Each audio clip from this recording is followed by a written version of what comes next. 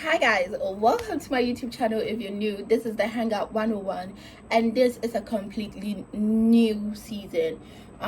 So lately I've been thinking of rebranding, and I decided that I'm gonna create content that I'm comfortable with, content that I have interest in, and content that I feel proud to put out.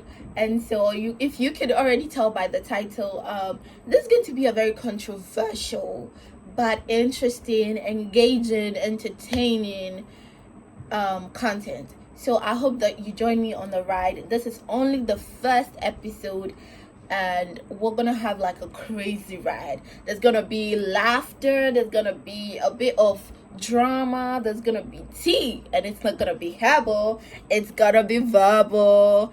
Anyways, this is your favorite African girl, and yeah, let's get right into it.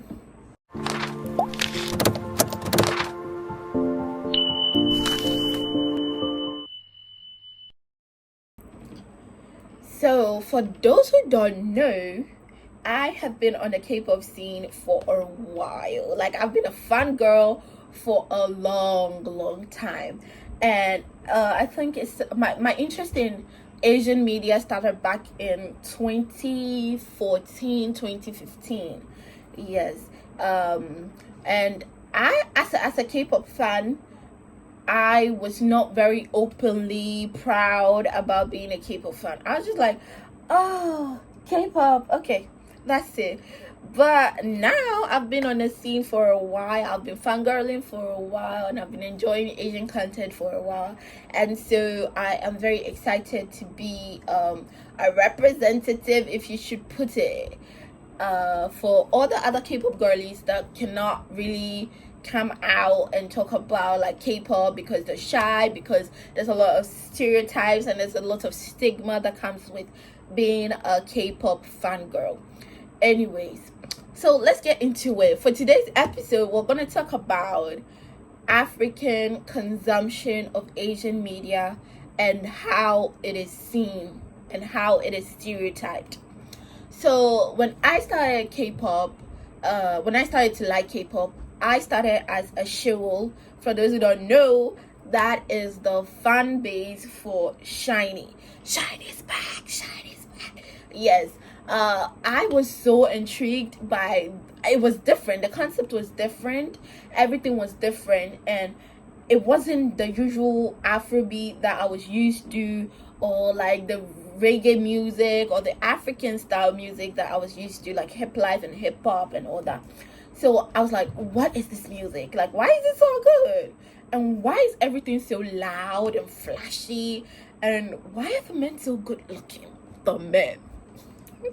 Anyway, so that's how I got into K-pop. I was like, okay, let me look them up. I looked them up, and that's how it always starts. You always be like, oh, I want to know his name. What is his name now? Tell me. And then you're like, from one name to the other, you're hooked on the reality shows, you're on your YouTube, you're streaming your music, you're trying to find things, you're like joining fan clubs and all that, and it's just like, I'm into deep. Yeah. So now let's talk about from the African perspective. Getting into K-pop, I was always shy. I was like, oh, I can't tell people that I listen to this kind of music. How are they gonna see me? Like, would they ever be like, like brother, or are they just going to be like, okay, that's music. If you say it's music, it's music. So I started pretty shy about it, and it was like more of like, let's see how it goes. Let's test, let's see how it goes. And then I moved from K-pop to J-pop to C-pop, and then the pops just went on and on and on and on, and started in it just branched into Kdrama and all the other C dramas, J dramas, and all the other good stuff that you all know. So at first I was very like quiet about it. I wasn't talking about it. It was like my own personal thing that I was keeping on the side, like my hobby. Like, I wouldn't want to be like, oh, do you want to listen to K-pop with me? No, because people are gonna be like, oh, you like those Chinese people. You know how Africans, we don't really want to be racist, but we're racist. Like, oh, they all look alike. Why are they looking like the same person? And there's a bit of like stereotypical every Asian is Chinese racist kind of idea. But then it got to a point where people like, oh, who did that song? And most recently, when K-pop started to like diversify and there was a bit of Afrobeat and Afro music added to it, and then they're like, oh, I thought that was Runtown. I can bet that was Wizkid. But then you go and then you see and you're like, oh, that's just Tinnitus by TXT. And you can't tell them because they are so keen on believing that it's Afrobeat anyway. But yeah, so it was a very controversial feeling for an African to be consuming a lot of Asian media. My mom would walk in and be like, hey, I didn't chin for Nauti. Like, you know what I mean? It's like every time there was like anything Asian, it was related to China, whether we liked it or not. All the aunties, all the African aunties who say it is Chinese. So yeah.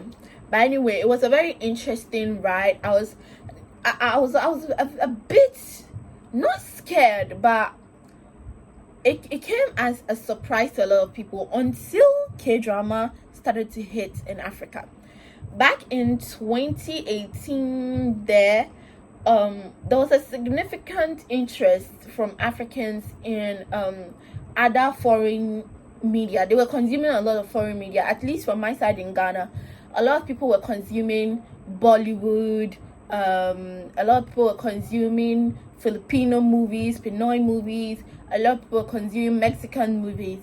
And then came the K-drama of K-dramas. Whether we like it or not, Boys Over Flowers was everybody's favorite show back then.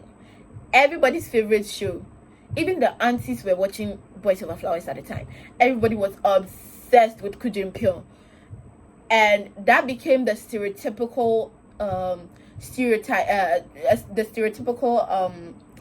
what do you call it, discriminatory stuff that when they say to you, they'll be like, oh, you're never gonna marry Kujin, like you're never gonna marry Lee Mi-ho.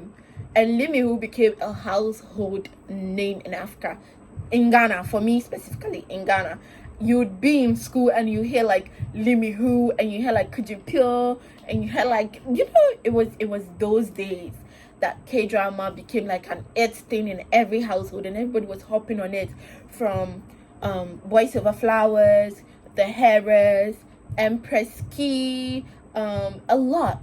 It just started coming. It was coming in, and people started to enjoy it, and then the stigma started to go down because people were like, oh, okay, let's get on it. This is good.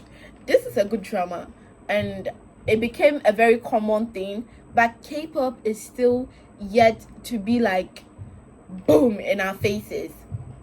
Anyways, so there's a lot of stigma and a lot of stereotypes when you come out as an African and say, oh, I listen to this kind of music. They're like, shit, I should be listening to like Wizkid. I should be listening to like Sarkodie. I should be listening to like Olive Boy and all the good Afrobeat musicians. So why would I be listening to Stray Kids? Like, why would I tune into TXT? Why? I don't fucking even know. Sorry for the I don't even know the language. So yeah, it's okay to listen to K-pop. It's okay to be a big K-pop girly. There's no limitation to music. When it comes to music is very diverse. You can listen to like reggae, you can listen to like gospel, you can have like a mixed playlist, which is what I have. I have a very diverse playlist. And anime is very well received here in Africa. Maybe here in Ghana, anime is very well received. There are no conventions and all that stuff like how heavy it is in like other countries, but they're like minor, little events here and there that welcome K-pop and welcome anime, welcome Japanese media, Korean media, Filipino media, Thai media, and all that. So yeah, it's okay to love what you love. And so this is the first episode. I hope you enjoyed the conversation. If you have any experiences that you want to share with me, anything that your auntie said, anything that one boy in your neighborhood keeps saying, you will never marry Kujimpio, you never marry Kujimpio, you marry Fusaini, you marry Husseini, whoever it is. Yeah, you can share your own stories with me down in the comments. Thank you, and we'll be catching up on my Instagram. So my Instagram will be in the link below, as well as my TikTok, and all social media platforms will be linked below. So make sure you enjoy the content, and catch you later on the next episode of Africans Enjoying Korean and Asian Media on the Hangout 101. Hey, bye bye.